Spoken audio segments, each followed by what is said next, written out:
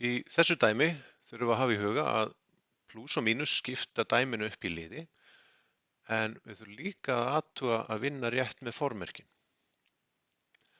Þannig að við skulum byrja á að gera er að við skulum hafa það alveg á tæru að þetta er plús 28 og við ætlum núna að skipta dæminu upp í liði. Það er þá þessi liður hér og þessi liður hér. Þessi plús hérna, hann skiptir dæminu upp í tvo liði.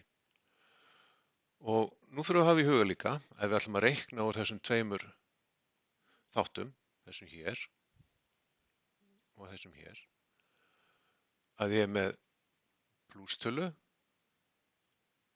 og henni er deilt með mínustölu. Og formerkjareglunar segja okkur þá að plús deilt með mínus verður mínustala. Þannig ég mun þá fá út mínus 4 hér og hér eru með plús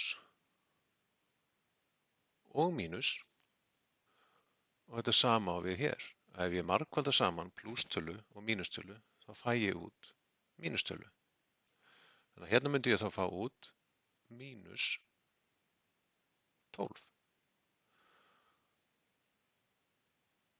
Og ef við myndum leggja saman þessar tölur, mínus 4, mínus 12, þá er það mínus 16.